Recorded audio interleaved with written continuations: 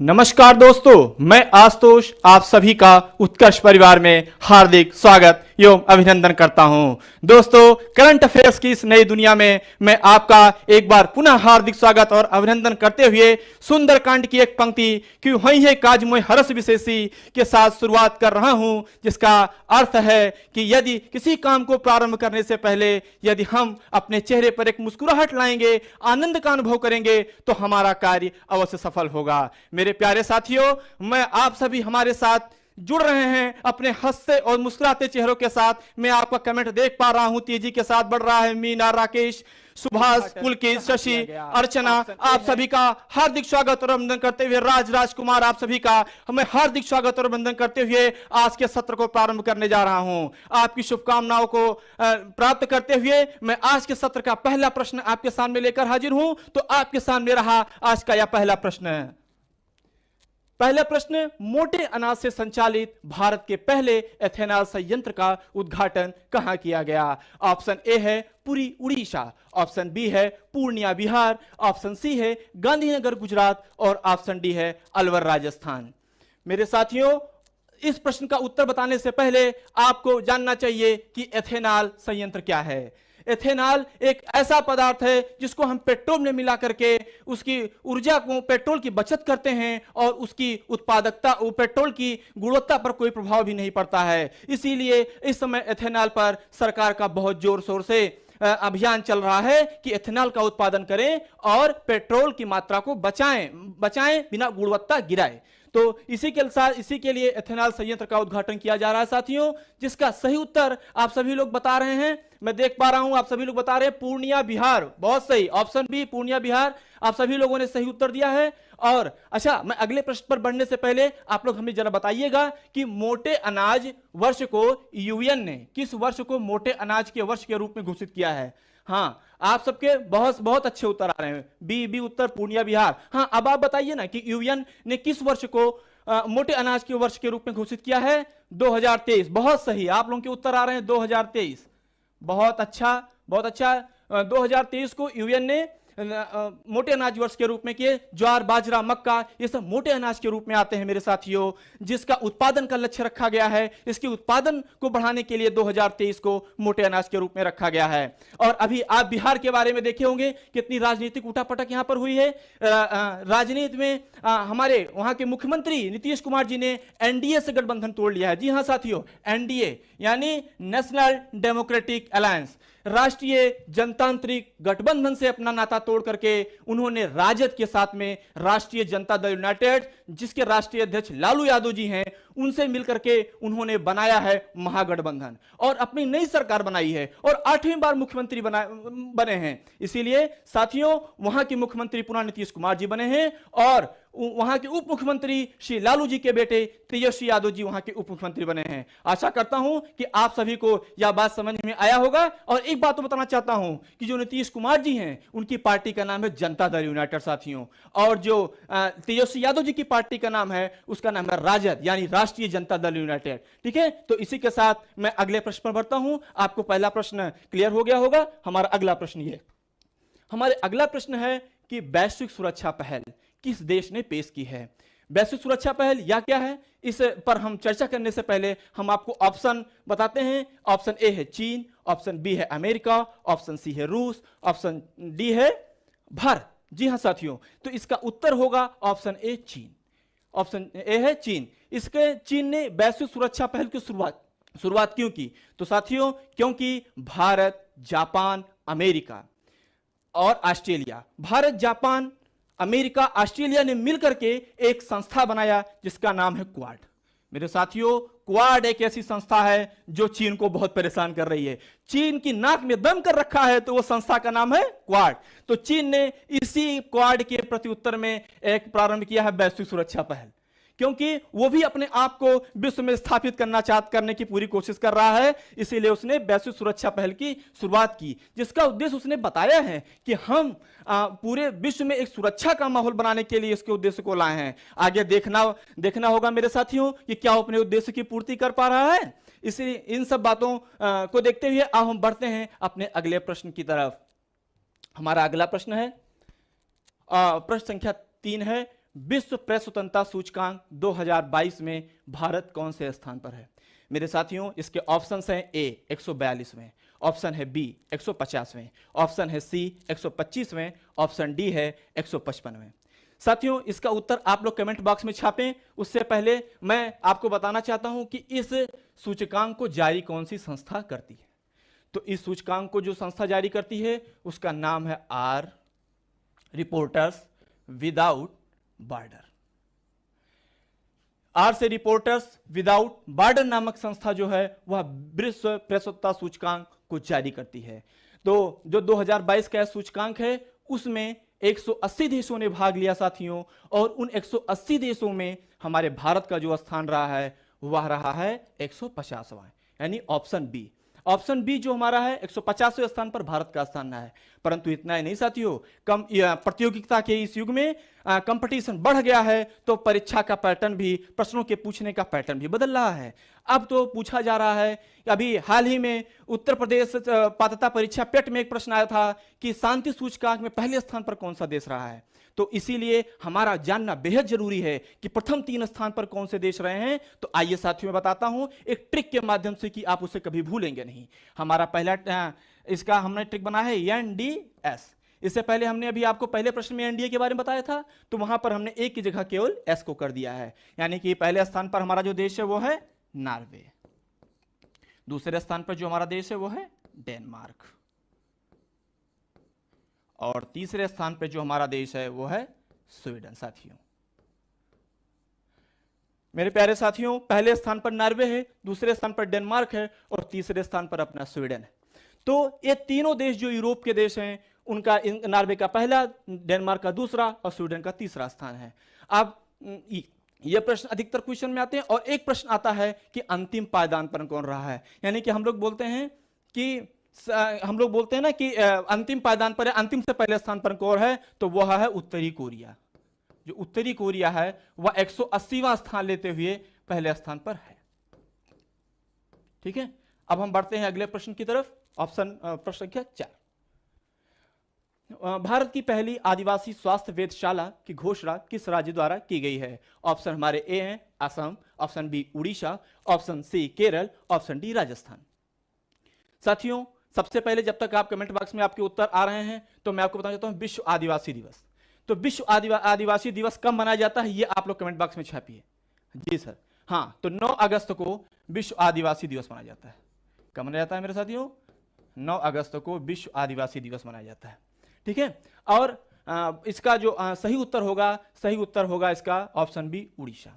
अच्छा, असम ने क्या किया है? असम ने अभी कल एक विद्या रथ लॉन्च किया है। हमारे उत्कर्ष ने जैसे शिक्षा रथ लॉन्च किया था, वैसे असम सरकार ने, श्री हेमंत बिश्व शर्मा जी ने वहां पर विद्या रथ लॉन्च किया है। क्या लॉन्च किया है? विद्या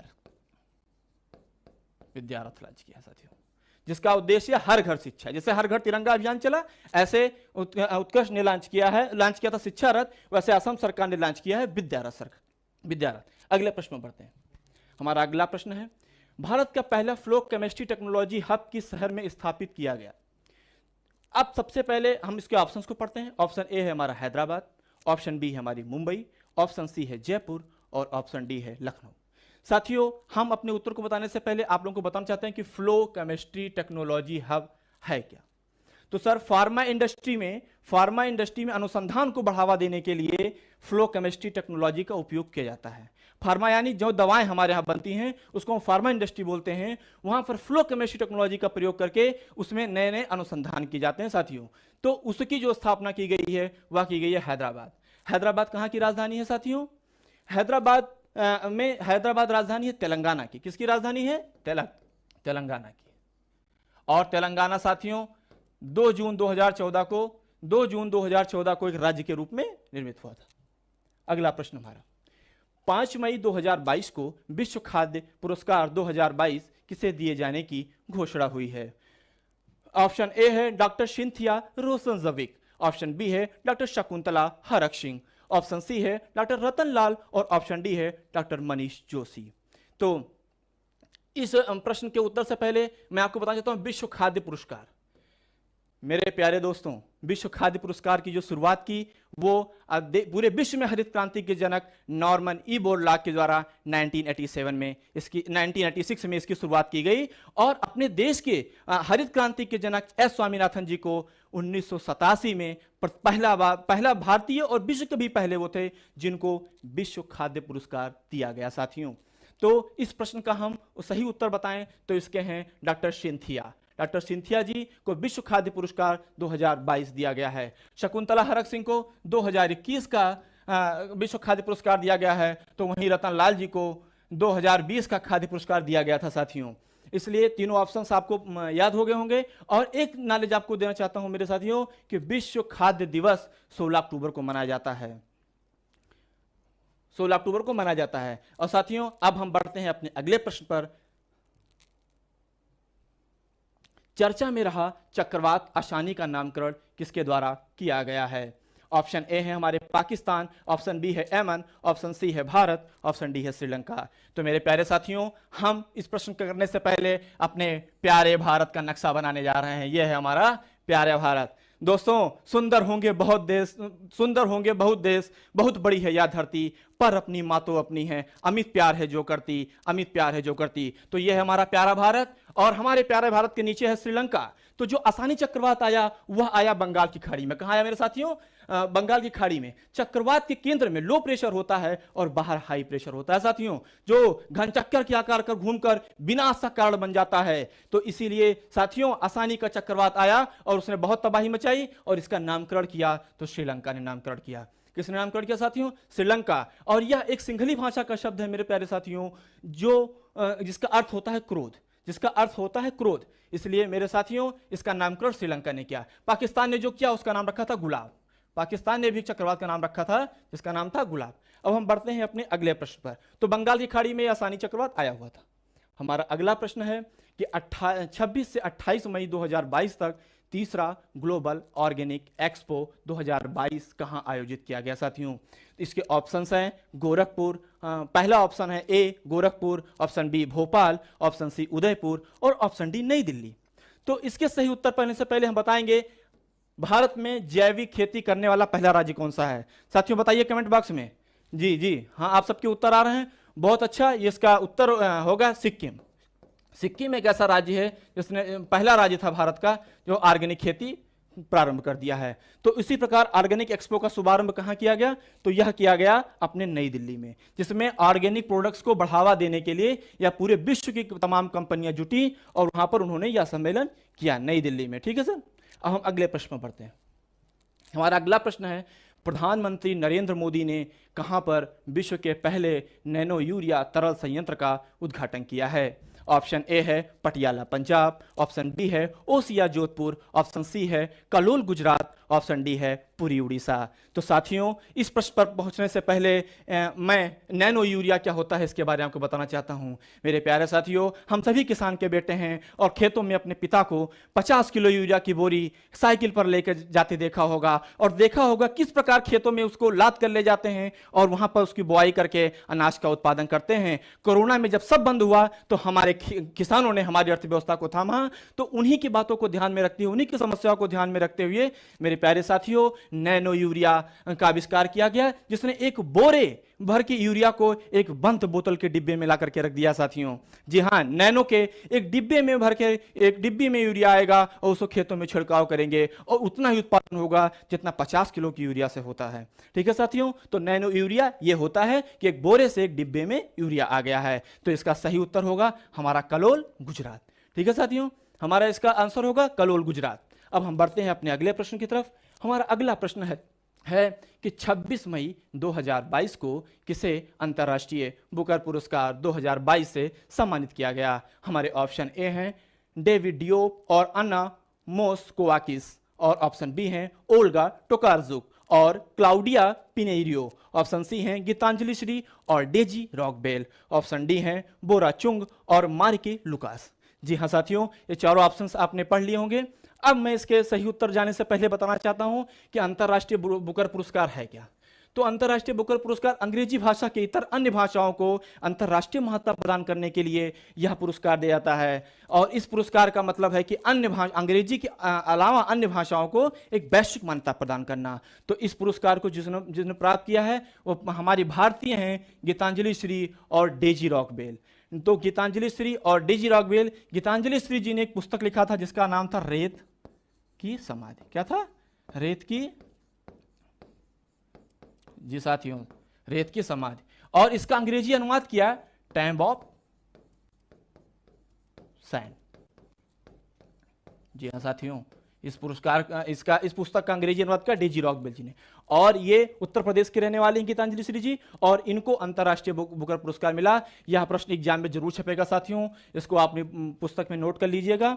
और इस प्रकार इनको 50 लाख पाउंड अर्थात लगभग 44 लाख रुपए इनको पुरस्कार के रूप में गीतांजलि श्री जी को मिले और डेजी रॉकवेल जी को। इसी के साथ मैं हमारा जो ये सत्र रहा है, इस सत्र में हम साथियों बताना चाहते हैं कि इस सत्र के समाप्ति, हमारा सत्र समाप्ति की ओर है। आप लोगों ने हमारा इतना सहयोग किया और आपने हम लोगों को इतना मोटिवेट किया और हमारा इतना उत्साहवर्धन किया। आप सभी लोग इतना, बाली जी, सुधीर जी, आप सभी लोग, रूबी जी, आप लोग हमारा इतना सहयोग सपोर्ट कर रहे हैं। आज हमारा पहला सत्र था और आप लोगों ने इतना सहयोग किया, इसके लिए आपको बहुत बहुत धन्यवाद कह रहा हूँ, थैंक यू कह रहा हूँ।